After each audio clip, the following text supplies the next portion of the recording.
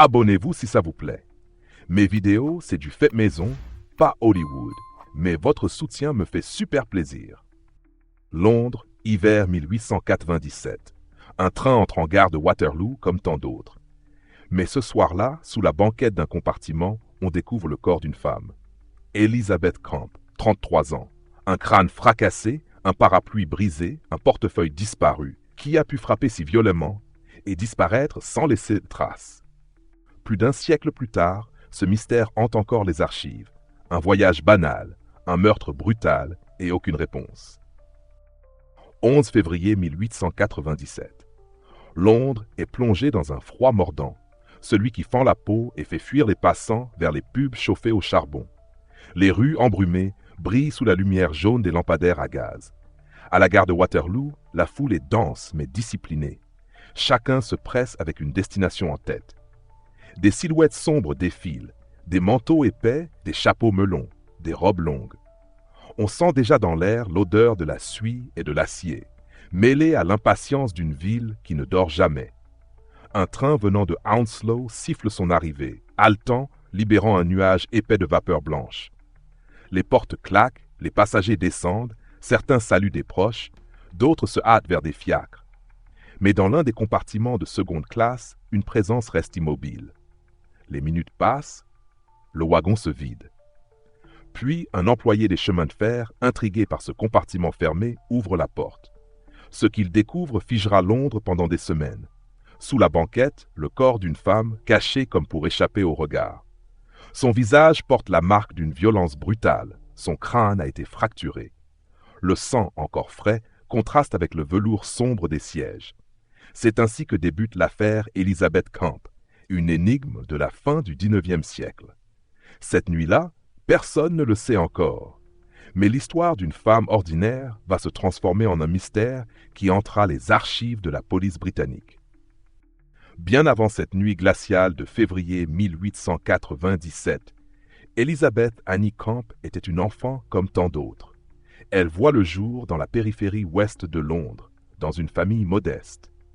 Les rues de Hounslow, à l'époque, sont encore un mélange de campagne et d'industrie naissante. Les maisons basses alternent avec les ateliers et les odeurs de terre humide se mêlent à celles du charbon. La petite Elizabeth grandit dans cette ambiance faite de travail, de devoirs et de rêves discrets. Ses parents, des gens honnêtes, lui inculquent tôt la valeur de l'effort.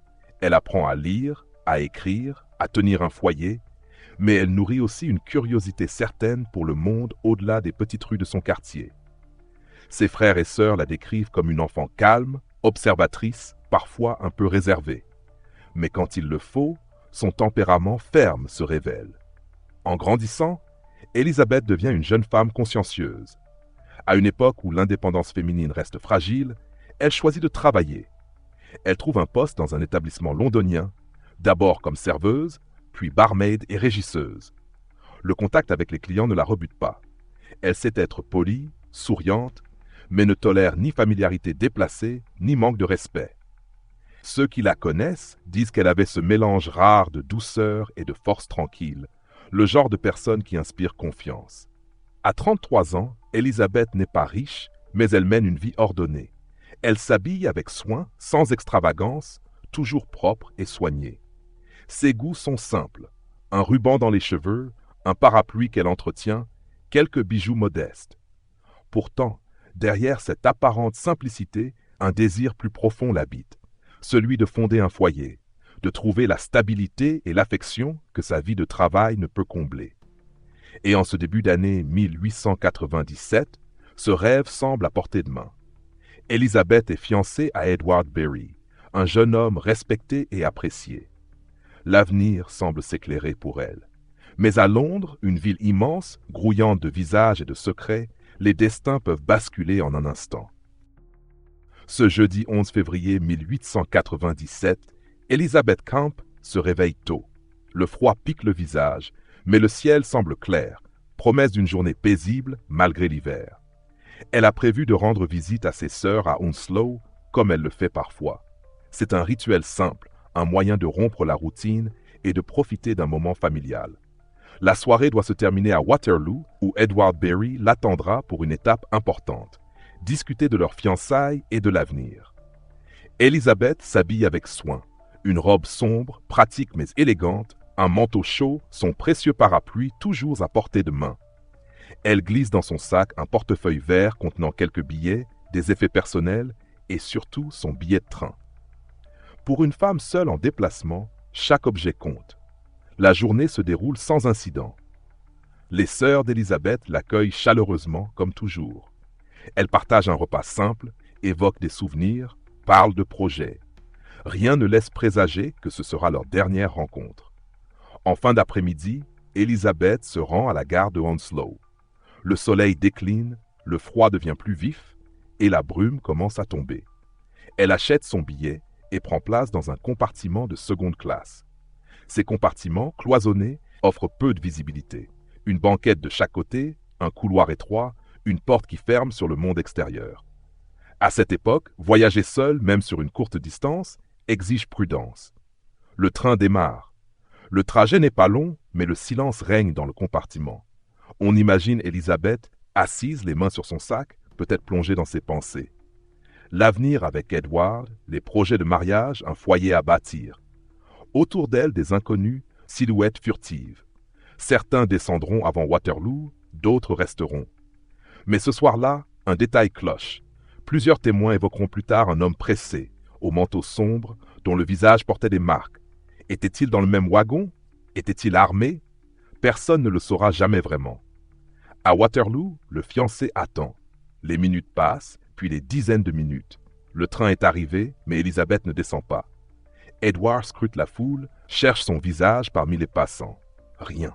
L'inquiétude grandit et la banalité de la soirée bascule dans l'inexplicable. L'attente d'Edward Berry se transforme rapidement en angoisse. Les quais de Waterloo bruissent des pas et des conversations des voyageurs, mais pour lui, le temps semble suspendu. Elizabeth ne vient pas. Chaque minute qui passe renforce ce pressentiment sourd. Quelque chose ne va pas. Il interroge les employés, parcourt le hall, mais aucune trace d'elle. Le train est arrivé à l'heure. Alors où est-elle?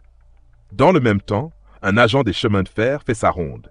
Les compartiments vides laissent derrière eux des mouchoirs, des journaux froissés, des traces banales du voyage. Mais dans une voiture de seconde classe, une porte résiste, comme si elle avait été mal refermée. L'agent force l'ouverture et, d'abord, ne voit rien d'inhabituel. Puis son regard se baisse. Sous la banquette, une silhouette. Il s'accroupit, tire légèrement sur le tissu d'une jupe sombre et recule, horrifié. Une femme, le visage méconnaissable, le crâne enfoncé par un coup violent. Du sang s'est infiltré entre les lattes du plancher. Elle semble tenter de se protéger, mais la brutalité du geste ne lui a laissé aucune chance. Aussitôt, la gare s'agite. Les officiers de la police ferroviaire arrivent, les curieux s'amassent, et le compartiment devient un théâtre interdit. Edward, alerté, est bientôt sur place. Les témoignages diront qu'il a pâli, qu'il n'a presque pas pu approcher. Les bijoux d'Elizabeth sont encore là, mais son portefeuille a disparu. Le parapluie qu'elle chérissait est brisé. Dans un coin, on retrouvera plus tard une paire de boutons de manchette en os, et bien plus loin, le long de la voie, un objet macabre, un pilon de pharmacie maculé de sang. La nouvelle se répand dès l'aube dans les journaux. Meurtre dans un train à Waterloo. Les titres claquent, les articles s'enflamment. Le public est choqué. Comment un tel crime a-t-il pu être commis dans un espace clos, en plein réseau ferroviaire, sans que personne ne voie ou n'entende quoi que ce soit? Les rumeurs commencent déjà à courir. Qui était l'homme au manteau sombre, aperçu par un barman près d'un pub voisin? Que faisait ce pilon ensanglanté sur le ballast? C'est le début d'une affaire qui va captiver la ville entière. Dès les premières heures du 12 février 1897, la gare de Waterloo est en ébullition. Les agents de la police ferroviaire, épaulés par Scotland Yard, tentent de sécuriser les lieux. Mais les techniques d'investigation de l'époque sont rudimentaires. Pas de photographie immédiate, pas d'empreinte digitale et une foule de curieux déjà sur place avant même que les scellés soient posés. Les traces sont fragiles, vite brouillées. Le corps d'Elizabeth est transporté à la morgue où un médecin légiste constate des blessures massives à la tête, infligées par un objet contondant lourd et manié avec force. Le pilon retrouvé sur les voies, taché de sang, devient rapidement l'arme présumée. Pourtant, aucun témoin ne peut affirmer avoir vu un agresseur en action. On sait seulement qu'Elizabeth avait pris le train de Hounslow en fin d'après-midi et qu'elle ne l'a jamais quittée vivante. Les enquêteurs commencent par interroger les proches. Edward Berry, fiancé dévasté, décrit une femme prudente, méfiante, qui ne se serait jamais aventurée dans un wagon avec un inconnu. Ses sœurs confirment, rien dans son comportement ce jour-là n'indiquait un danger. Mais un autre élément retient l'attention. Plusieurs témoins affirment avoir croisé ce soir-là un homme étrange, au visage marqué, qui paraissait pressé et nerveux, cherchant un fiacre près de la gare. Un barman, à l'Alma Taverne, mentionne même des mains tachées de rouge. Les policiers suivent cette piste. On interroge des suspects, on perquisitionne. L'un d'eux, issu d'une famille respectable, attire l'attention. Il aurait quitté son domicile ce jour-là avec un pilon et serait revenu sans. Des proches l'ont décrit comme instable, parfois violent. Certains diront même qu'il a été interné peu après dans un établissement psychiatrique. Mais à cette époque, sans preuve matérielle, tout reste fragile. Les interrogatoires n'aboutissent à rien de concret. Aucune arrestation définitive. Pendant ce temps, la presse se déchaîne.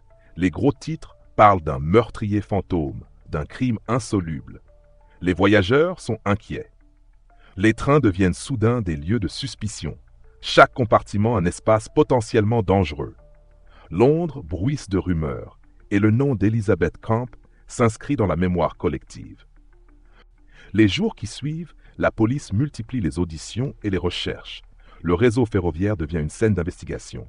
Les agents inspectent les voies, interrogent les employés, fouillent les pubs et les fiacres autour de Waterloo. Mais rien n'avance vraiment. La presse, elle, alimente l'affaire avec un appétit insatiable. Les journaux publient des portraits d'Elizabeth, décrivent ses habits, sa vie, ses derniers instants supposés. Des hypothèses fleurissent.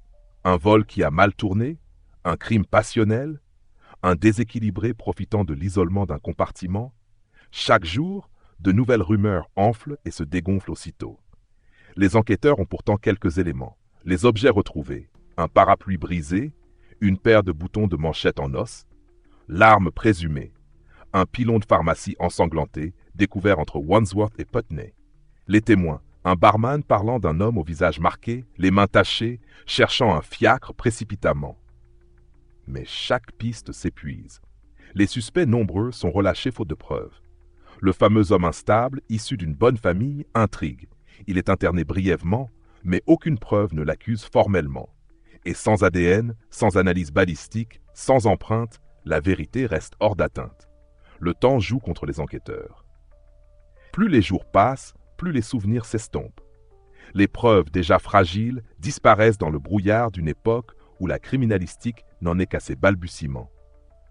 Le 7 avril 1897, l'inquest, une sorte d'instruction publique, rend son verdict. Meurtre volontaire par une ou plusieurs personnes inconnues. Et l'affaire se referme, ou du moins se fige, sans coupable. Mais quelque chose persiste. L'ombre de ce compartiment, ce voyage banal qui s'est transformé en tragédie. Elizabeth Camp devient un nom dans les archives, mais aussi un mystère qui ne sera jamais vraiment clos. Avec le verdict de l'inquest rendu ce 7 avril 1897, l'affaire Elizabeth Camp entre dans les archives judiciaires. Mais dans l'esprit du public, elle reste une plaie ouverte. Les journaux, friands de sensationnel, continuent d'évoquer cette jeune femme ordinaire, happée par une violence inouïe dans un espace clos, au cœur d'un réseau ferroviaire pourtant réputé sûr. Les gares, elles, s'adaptent lentement. Les employés redoublent de vigilance. Mais rien ne change fondamentalement. Les compartiments restent clos, isolés, et le voyageur reste vulnérable. Cette affaire servira plus tard d'exemple dans certains débats sur la sécurité ferroviaire. Mais en 1897, la ville reprend son cours, indifférente ou résignée. Edward Berry, le fiancé, ne s'en remettra jamais vraiment. Les quelques mentions ultérieures parlent d'un homme marqué, hanté par cette absence de réponse. Les sœurs d'Elizabeth, elles aussi, se taisent. L'époque ne connaît pas le soutien psychologique et le deuil se fait dans le silence. Les enquêteurs, malgré leurs efforts, laissent derrière eux un dossier incomplet. Au fil des ans, l'affaire glisse dans l'oubli, jusqu'à réapparaître parfois dans les discussions de passionnés d'histoire criminelle ou sur les pages jaunies de quelques chroniques judiciaires. Même si Robert Anderson, ancien responsable de Scotland Yard, citera plus tard ce meurtre comme un exemple des failles de la procédure policière britannique de l'époque. Aujourd'hui encore, on se pose la même question. Qui a tué Elizabeth Camp? Était-ce un voyageur opportuniste, un voleur brutal, un esprit dérangé en quête de proie, ou bien une rencontre fatale, imprévue, qui s'est transformée en drame sous le bruit des roues et des sifflets? Dans ce train de banlieue, un soir d'hiver, une vie s'est arrêtée brutalement. Le compartiment est depuis longtemps démantelé, la gare modernisée, mais l'histoire persiste. Comme un écho étouffé dans la brume londonienne, le nom d'Elizabeth Camp rappelle que parfois, même les trajets les plus ordinaires peuvent devenir le théâtre d'un mystère éternel.